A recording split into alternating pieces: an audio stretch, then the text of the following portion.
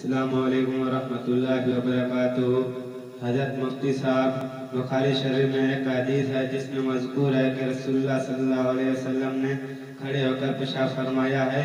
ہمارا ایک دوست ہے، وہ کہتا ہے اس میں رسول اللہ صلی اللہ علیہ وسلم کی کھلی گستاخی ہے، برائے مہربانی وضاحت فرمائے۔ محمد اسامہ لاہور سے۔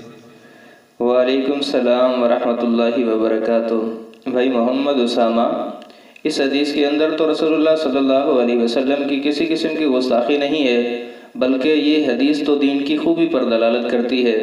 وہ اس طرح کہ رسول اللہ صلی اللہ علیہ وسلم قیامت تک کے آنے والے انسانوں کے نبی ہیں، اور آپ علیہ السلام کی شریعت مطہرہ آپ کا اسوہ حسنہ تمام انسانوں کی زندگی گزارنے کے لیے بہترین نمونہ ہے۔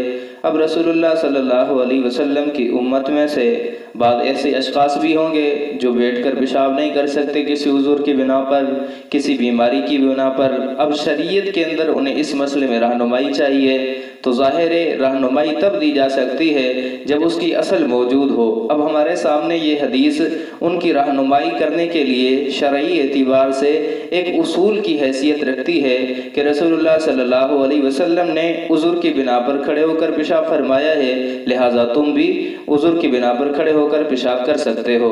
دوسری بات، یہ گستاخی تب ہو سکتی ہے جب رسول اللہ صلی اللہ علیہ وسلم کی عادت مبارکہ کا وہاں پر ذکر ہو کہ رسول اللہ کی عادت ایسے تھی، حالانکہ رسول اللہ صلی اللہ علیہ وسلم کی عادت مبارکہ کے بارے میں یہ بات واضح ہے کہ آپ علیہ السلام کی عادت مبارکہ بیٹھ کر پیشاب فرمانے کی تھی۔